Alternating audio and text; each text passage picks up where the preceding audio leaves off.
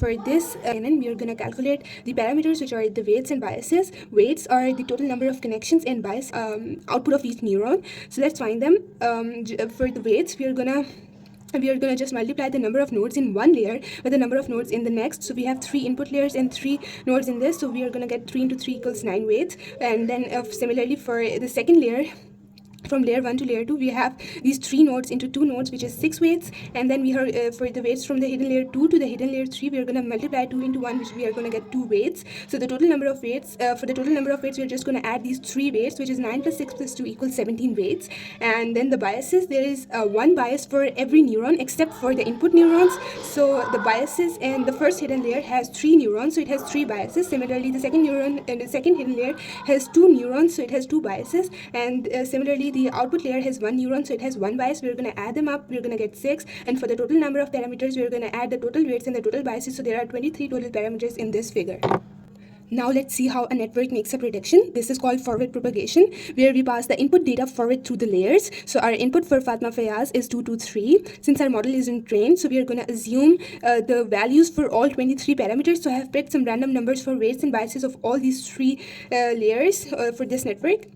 So for the first, if we're going to calculate the output of hidden layer 1, we take our input vector 223, and then we are going to multiply it by the first set of weights, and we're going to add the first set of biases. We're going to get this output for the first hidden layer.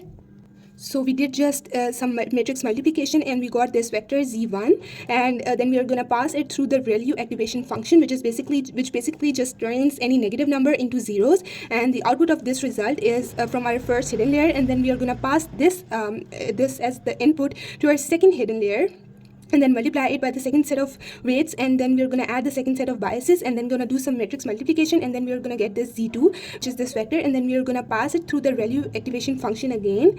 And now we have this output for our second hidden layer, and for the final step, we take the result from the second hidden layer and multiply it by the weights, and then we're going to add the biases, and did some matrix multiplication, and we're going to have this z3. Use a sigmoid activation function, which outputs a value between 0 and 1.